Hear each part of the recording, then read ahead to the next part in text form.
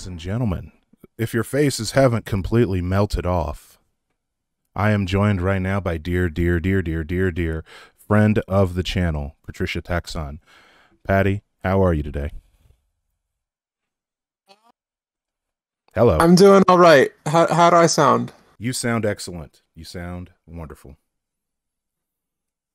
Glad to hear it. Glad to hear you're doing all right. So you just recently released the Flowers of Robert Mapplethorpe. Make sure you can hear me okay. Whoops. All right, so you just recently released the Flowers of Robert Mapplethorpe. That is, what album is that for you? What full album is that for you? Like 50? Including EPs, it's the 60th. And on that note, Mapplethorpe is spelt wrong on the screen here. It's Mapple. Oh, my bad. Hold on just a moment while we fix that. Do. While I fix that, go ahead and introduce yourself to everybody who is watching. They probably all know who you are, but go ahead and introduce yourself and tell them what you're doing. Hi, I'm Patricia Taxxon. I'm a dog. I make music on my computer.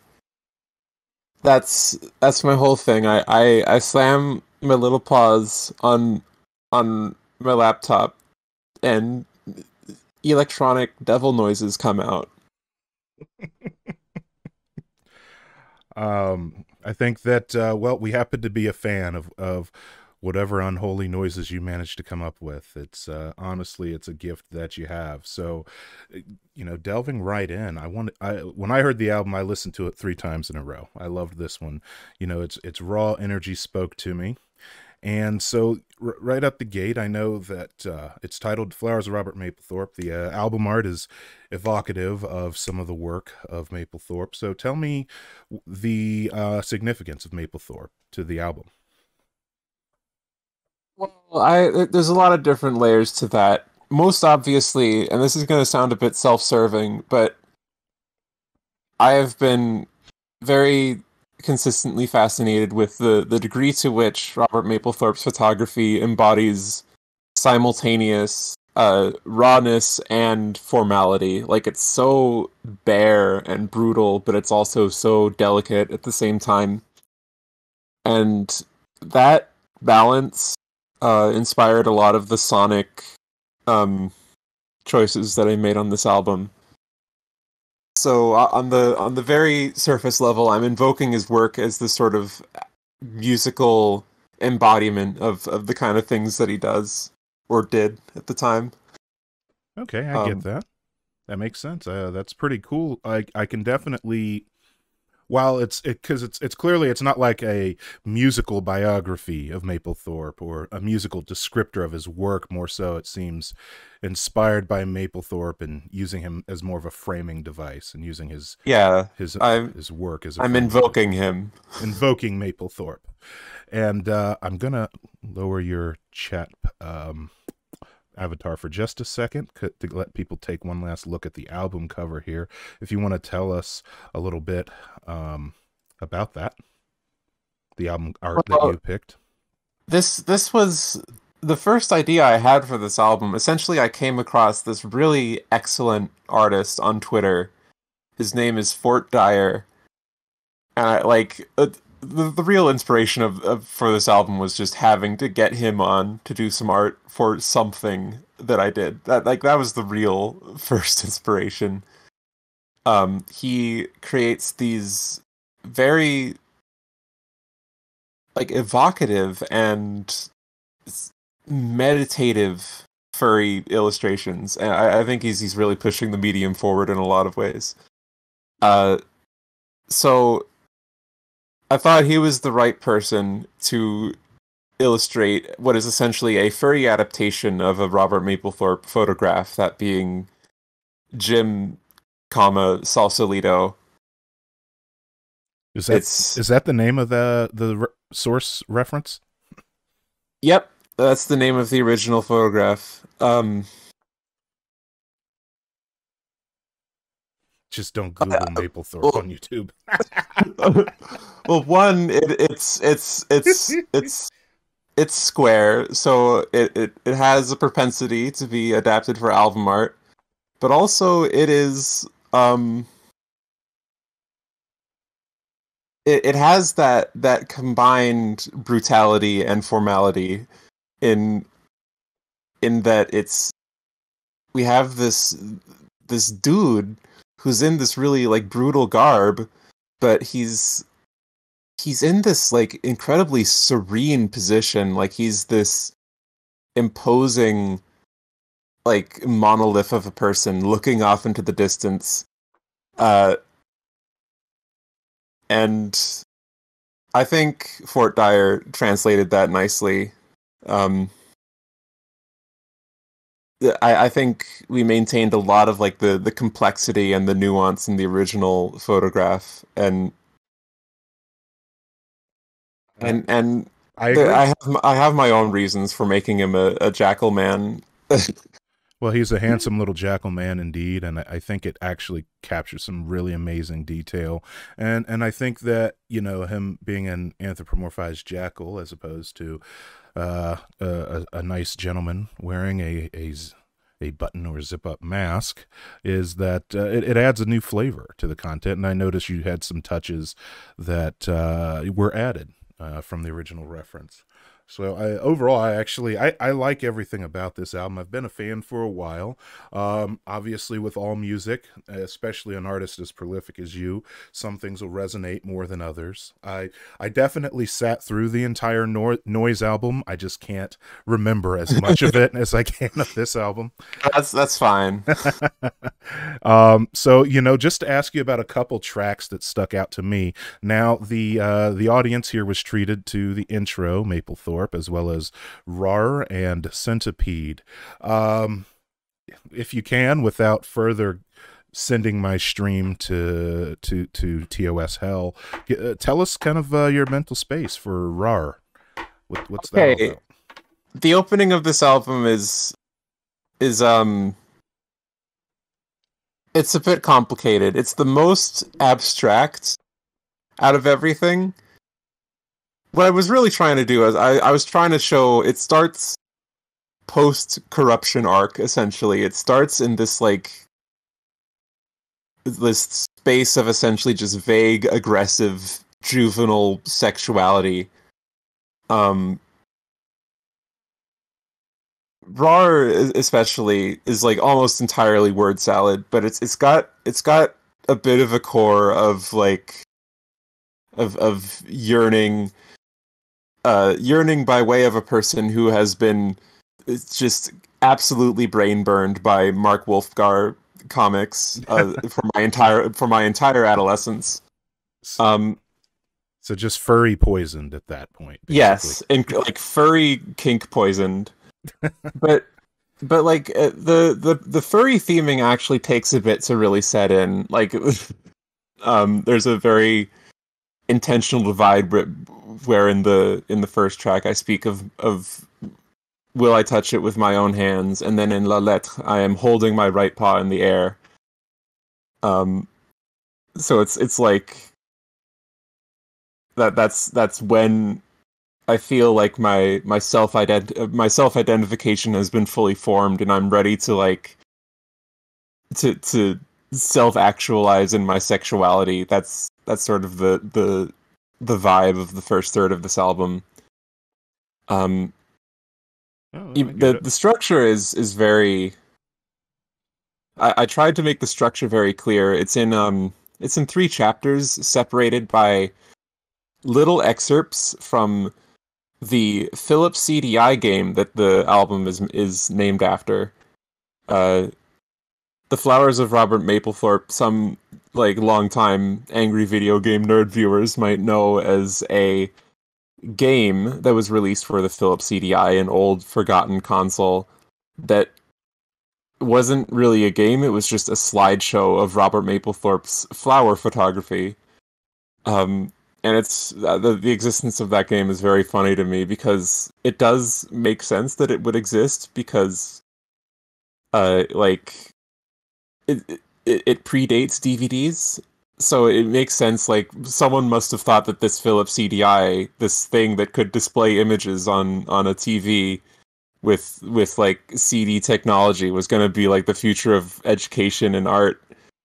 So they made this very like formal like little gallery exhibit of a game.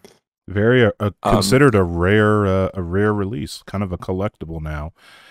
Playable on photo CD players, which is the actual part of the caption from the box. Which that's a relic. I think that predates you in existence.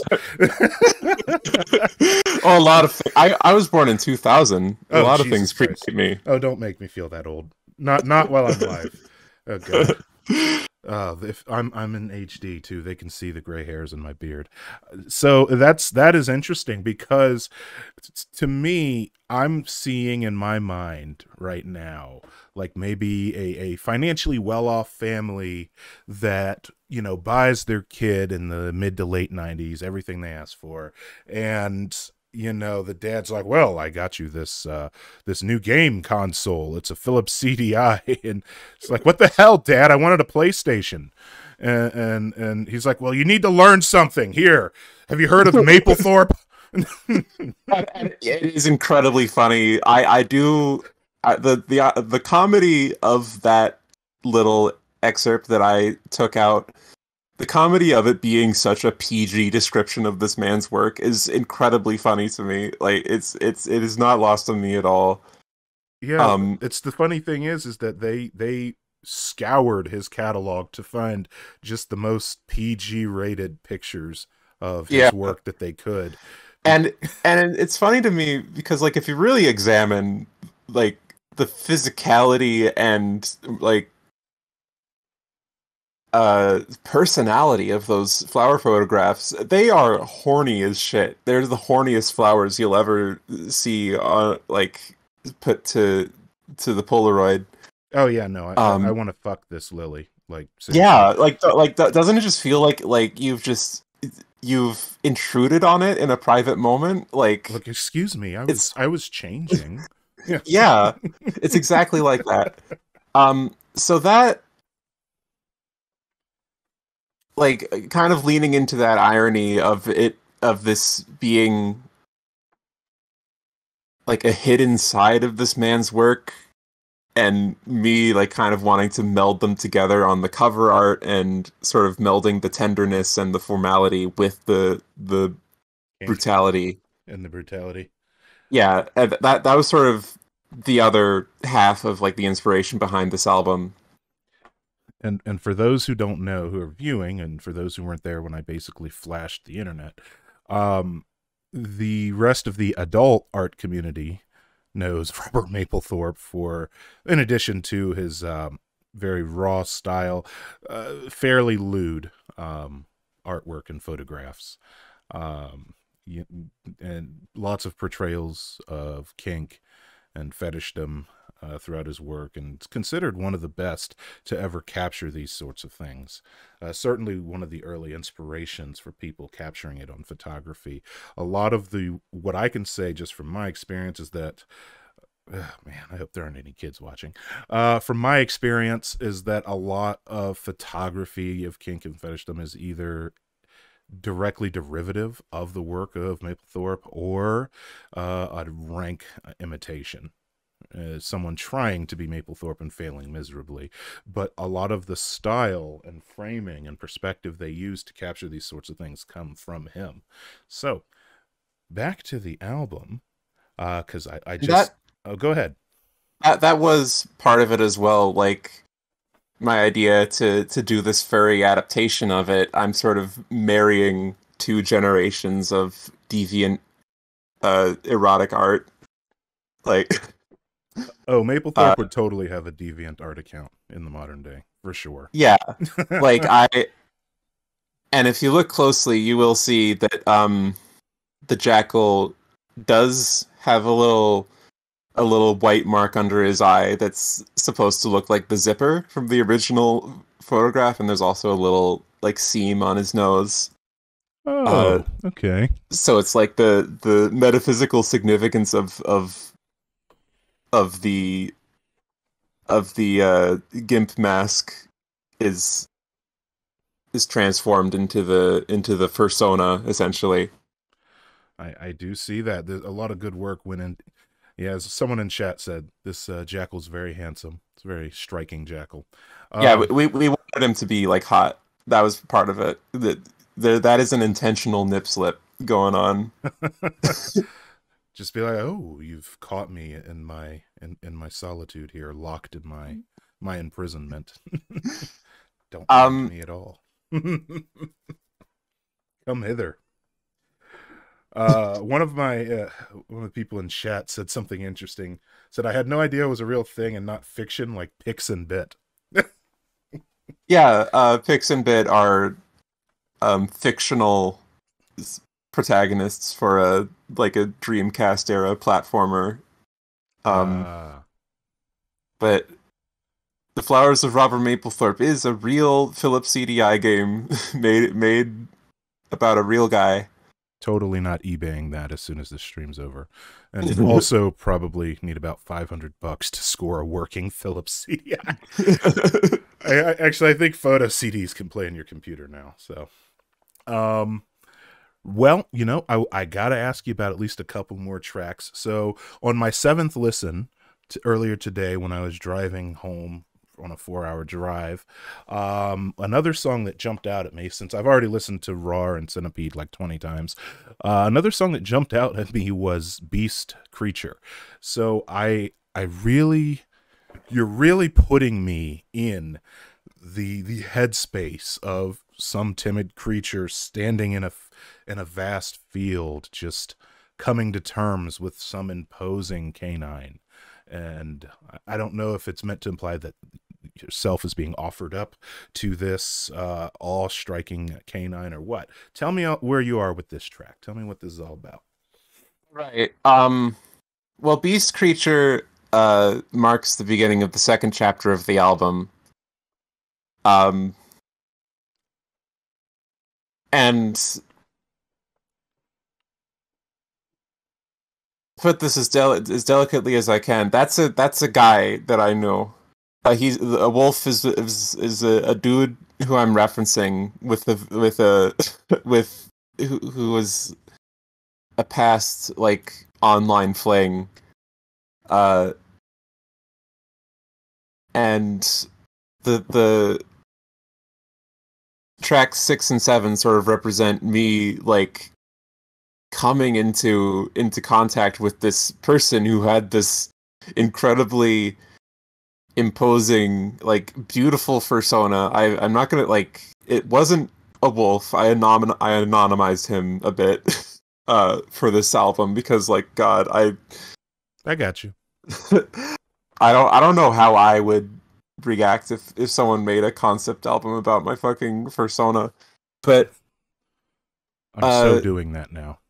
I'm only joking. I wouldn't do that. but So, well, that touches on a point that I think stands out to anyone who will listen to this album in its entirety.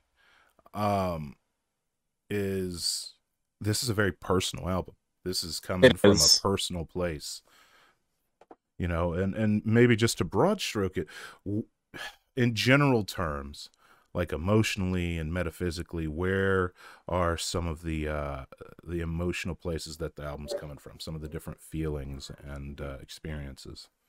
It is essentially like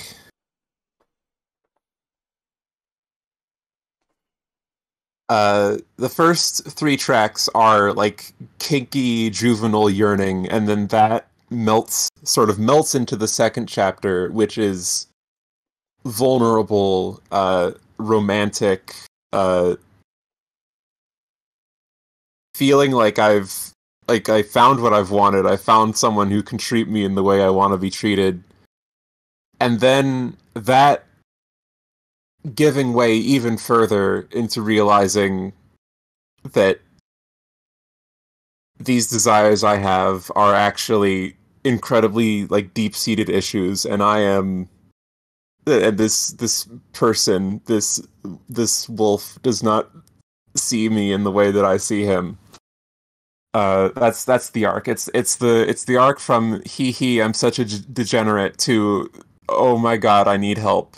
That's the arc. Like slowly realizing that like it's not so much kinky as it is just stuff that my brain thinks is good and normal to want because it got like massively fucked up at a very important time. Yeah, I understand, and I think I love looking at the I'm on your band camp, and I like your one byliner description. I had a very strange quarantine. It's all Yes. that you had Yes, to say. this is my quarantine album. Well, Uh you absolutely brought a fucking force of nature coming out of quarantine, and it's such a personal and from the heart album. I don't want to delve too deeply into some of the songs. I would just encourage everybody to listen to the album cover to cover, and look into songs like that last chapter, like I Wish.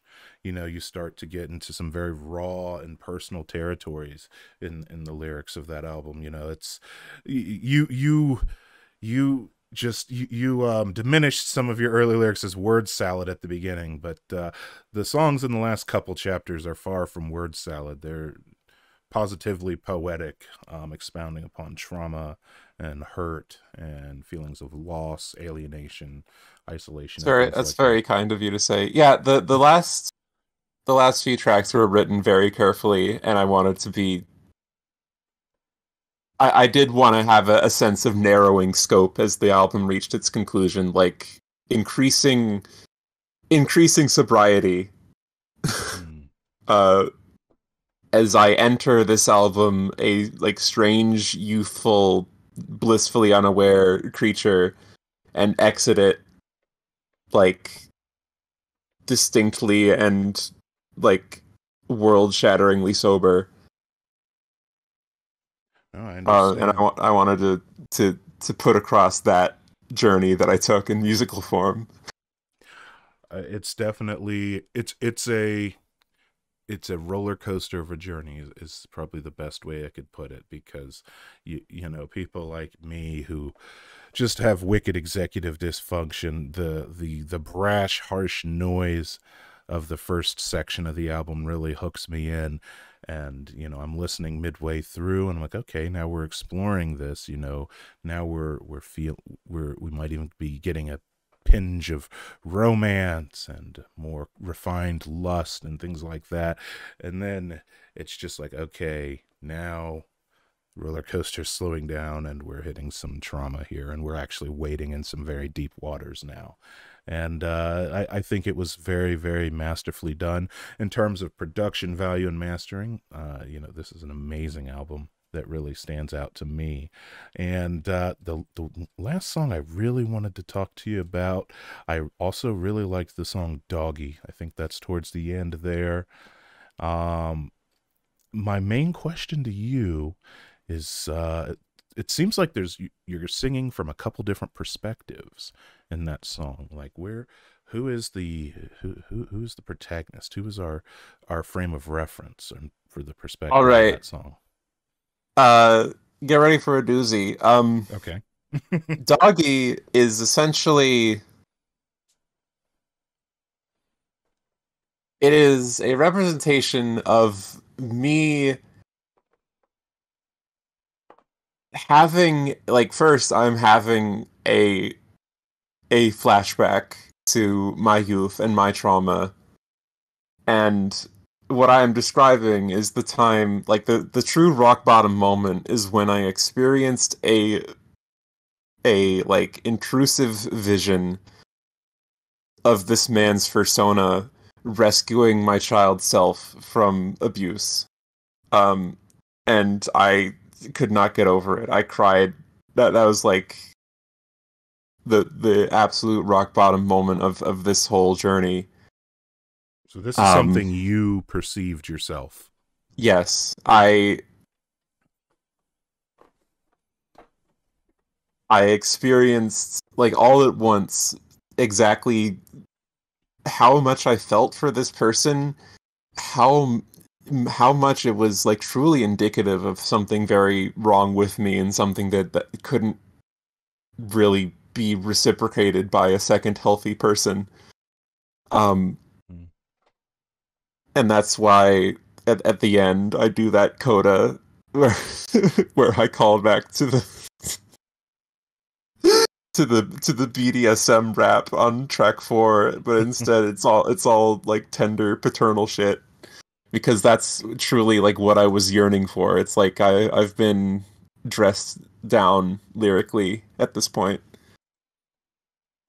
Oh, well, is very deep, and you know, even some of the people viewing said, you know, that was a hard hitting moment in the album for them. So I do want to remind people who are viewing, if it is respectful and pertinent to the subject, super chat me any questions you have for Patricia during the short time that we have her here. She's very busy.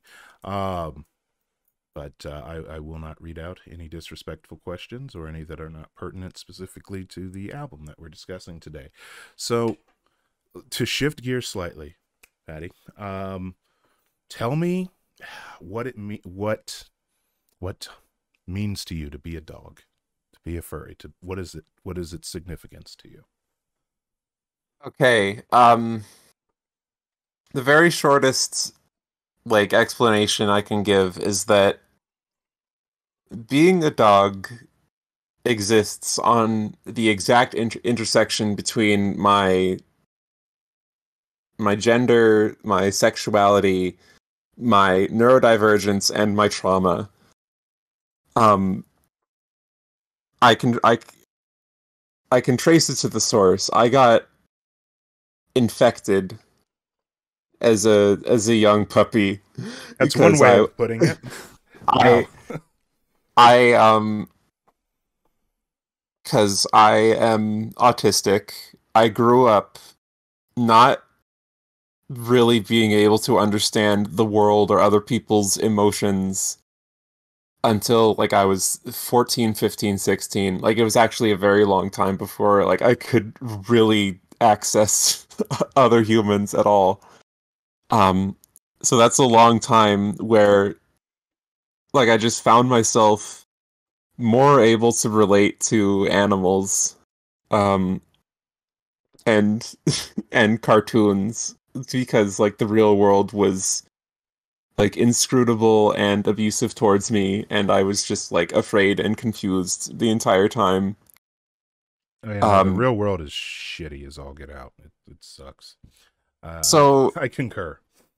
I sort of just grew up with this lens always making more sense to me, which is why discovering that I wasn't straight was a very happened by way of furry art. uh when I was very young, I was like fucking 12. I found fucking gay gif before I found actual porn. And I Mm, one day I will have to reconcile with the person it made me, but today is not that day. nope. Um I I discovered that I could be trans when I I saw like a Dramamine comic with a slightly femme looking like bottom in it, and I realized that could be like a pre-transition trans woman. Like I realized I could be trans through YIF as well. I 100% of like revelations I've made about myself have happened through the lens of furry art. So like at this point it is a completely inseparable part of my identity. Uh it and really like I sat down and like I said it out loud. I said it out loud to a bunch of my friends like when I realized it. Like I just pretending to be a dog online gives me gender euphoria. It's exactly the same. It's like fucking species euphoria. I don't know if there's anything to that, but that's Hmm. No, I mean uh, there's something to it. Ultimately, what there's anyone can derive a euphoria from living their truth is what I would tell people. It's I think that they're absolutely, whatever the situation may be, that absolutely can be euphoric to discover the identity that's been there probably for a long time, but that you had to pull away a lot of layers to get to. It's honestly, it sounds life affirming. And Yeah, it's scary as well because, this is at the tail end of existing on the internet during peak cringe era. So, yeah, like, imagine being me, truly feeling a truer sense of self and identification with anthro animals than I do with real humans, but also like being just in the height of cringe culture. Like it's pure like absolute pain. it sounds brutal. It really does. I Yeah, I would say that, which, earlier you had mentioned how young you were at that point before you, or how, I should say, how old you were before you really had much of any ability to interface with other people. You were already, though, making content at that point, weren't you? it, it yeah, it was, and I shouldn't have been online. Like, oh no, somebody get this girl off the internet. This is a Yeah, dangerous place. yeah, like um, I of course it's a lot easier to interface with text than it is to interface with real humans. So honestly, like I come across as a lot less like vulnerable online than I do in real life. Um, like if you knew me in real life, I think it's my ability to speak and walk on two legs that is keeping me from being called low functioning. I think like Oh, I think you have a little more function than that. But, it's what I would say, though, is that wouldn't you think that if you were, in your mid to early teens producing musical content on the internet, it's a little bit easier of an interface than like talking to somebody face to face, because it's a little more one-sided. You speak through your content, and people click like and subscribe, and they watch the video, or they listen to the album on SoundCloud or Bandcamp. It's not necessarily an interaction that requires a back and forth. So do you think maybe that was something easier for you to engage with in that fashion, and a better way for you to communicate? it would have been if I didn't have a Twitter. Oh man, Twitter, where discourse goes to die. Um, you know what I learned before, because I decided to get a head start on my midlife crisis and become a YouTuber in my 30s, and so I watched a number of left-leaning YouTubers long before I decided to do it myself, because hey, it looked like fun.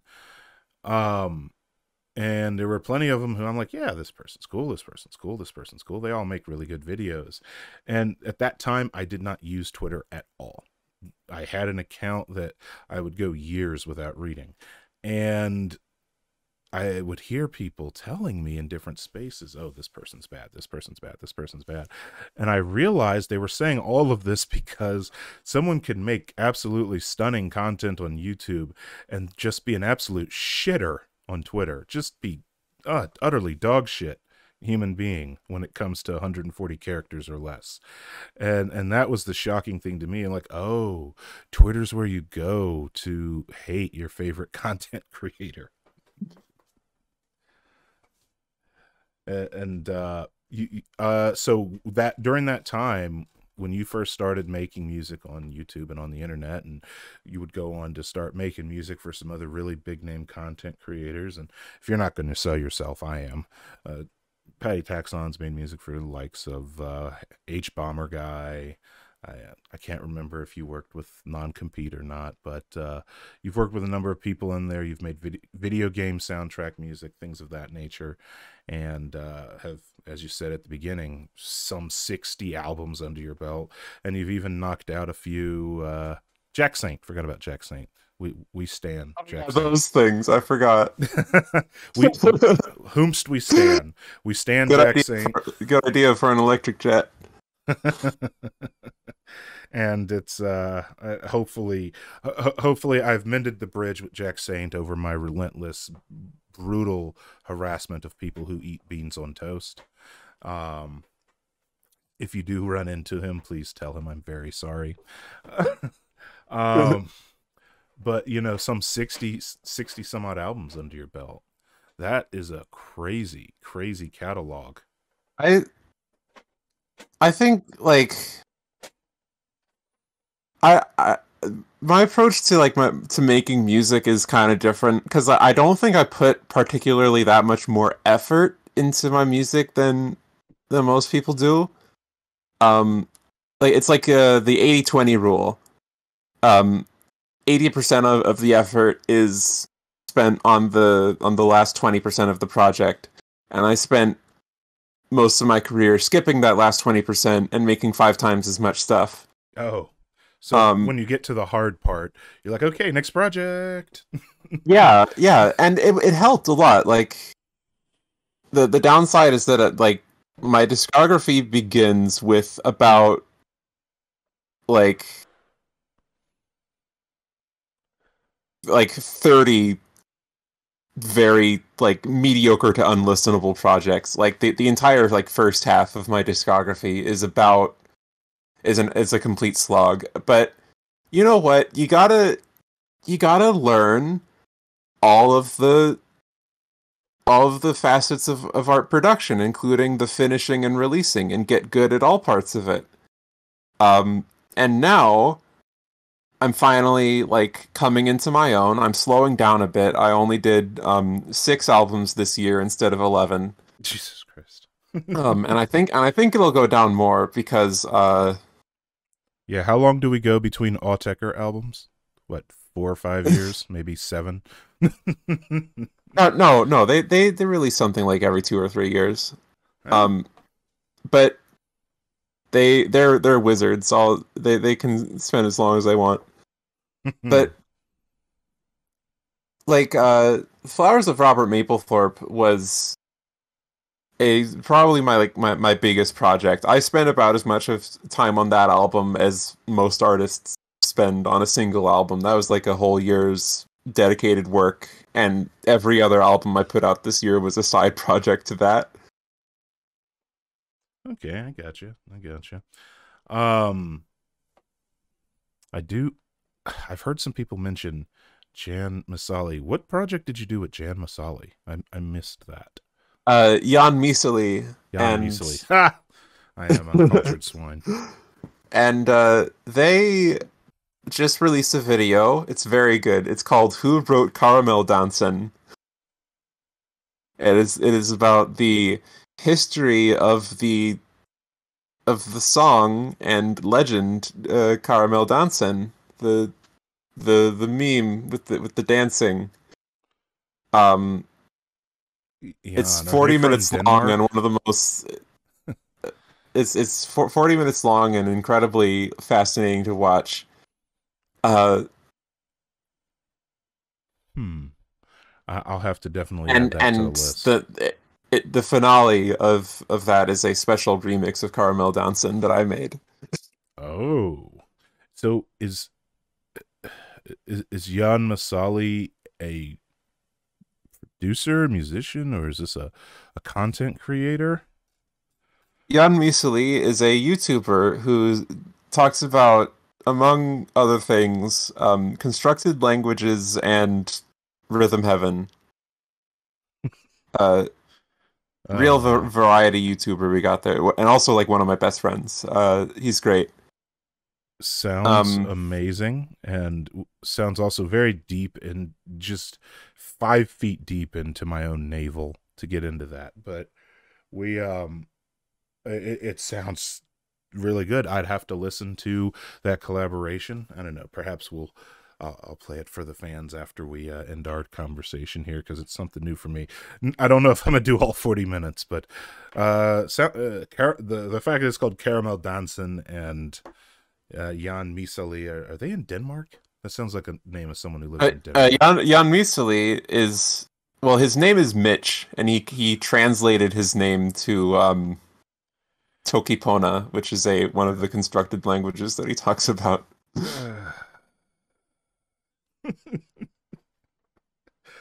That sounds like that would take me to the weird side of YouTube, and I'm already on some pretty weird edges of YouTube. Jan Misali's channel is an entire weird side of YouTube, like condensed into one channel. It's very good. Yeah, I googled it on the side screen, and someone did the iceberg meme for Jan Misali. Which I can't even. There's so much I can't even see it all. So can I answer a question even though it isn't a super chat? Go right ahead. You do whatever you like. Okay, so someone in the chat says, did Patricia talk about her musical inspirations? So far, the influences on her music mentioned have been non-musical in nature unless I missed something. That's a good question. The sounds on this album first of all, I kind of wanted to make something like Billie Eilish, you know, like you can see the resemblance. It has a bad guy moment and a listen before I go moment, you know. But I also took in a bit of Bjork Vespertine, one of my absolute favorite musicians. I've taken a lot of influence from her over my career, and also the track Beast Creature is pretty much one big One-O-Trix Point Never moment. There's a lot of textures similar to that song on R+7, real seminal electronic album. I know in the past you've mentioned Bjork as big inspiration, and if not just inspiration, but someone you look up to as a musician, producer, and artist. Yeah, spot on. I look up to her a lot, like both as a songwriter, but also like because she, for every album, seems to have the supernatural ability to surround herself with just the most wide-reaching of collaborators, like Medulla. Medulla is one of the ones that people talk about. That's her a cappella album, and that just has such a wide range of vocal stylings on it, and it is one of the reasons that it's one of the only good like a cappella albums. What would you say is a very out there collaboration Bjork has done? Perhaps that a name that the top 40 radio audience might recognize. Well, on her album Volta, there's a lot of production in there from Timbaland. What the fuck? Yeah. Does he beatbox? No, he does not. Well, it does not sound like you think it would. It's actually an incredibly weird album. It's called Volta. A lot of people say it's her worst, but it's underrated, I think. It has a lot of like strange, like very organic pop structures and lots of horns. I like horns. Horns are good.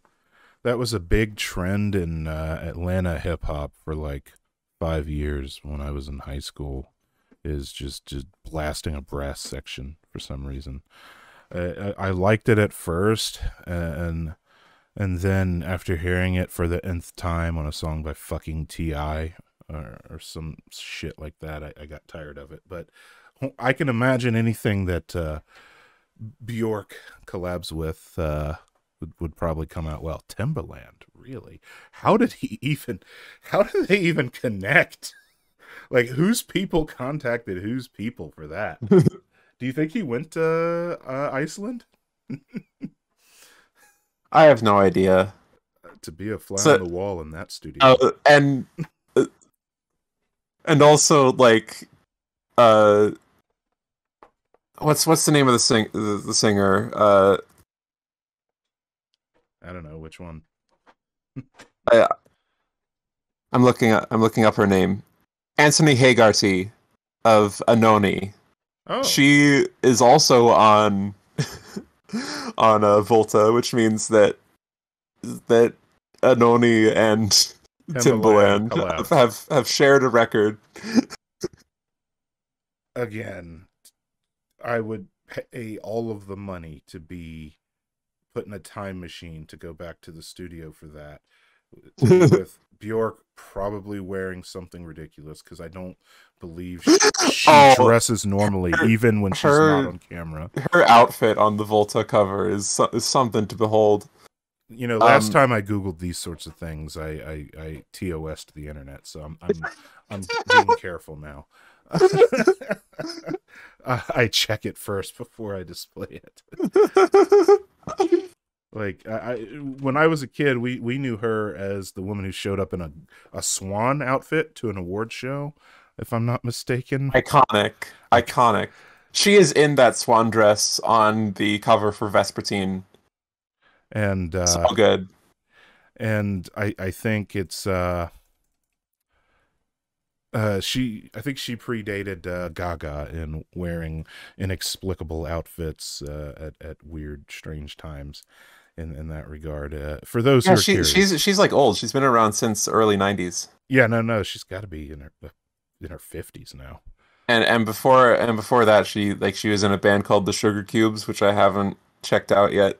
But So that's not a Photoshop. She's actually wearing some kind of strange inflated fruit canopy outfit.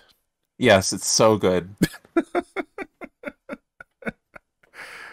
Shine on, you crazy ass diamond. All right, it's a good inspiration to have. I'll say that because look, Patty, your inspirations happen to all turn out to be good people. You know, like Bjork is a pretty cool individual. Seems very nice and sweet on top of everything else. Whereas the people who got me into electronic music, like Moby, well, any of my viewers, if you haven't had the misfortune of viewing Moby's Twitter, just You don't. gonna get smacked by Obi. He should have got smacked by Obi, maybe. So think about like the worst stereotype caricature of a vegan that you've ever heard, and you know it's like not really accurate, and vegans get unfairly lambasted. That's Moby. Moby is that. He is that vegan, and he is every opportunity he gets, he says something very stupid and very misinformed, and yet you know that was a guy doing unapologetically electronic music, artistic electronic music when I was in my formative years, and so unfortunately I had to grow up to see him become an asshole. So far I don't know if Tiesto is an asshole yet. That was basically my trance daddy when I was younger, so hopefully he doesn't disappoint, aside from, you know, making the soundtrack for Hotel Transylvania. That was disappointing in and of itself. Um, and I think Darude fell off the face of the planet, so don't know what happened there. Moby is I the archetypal soy boy. Someone put it.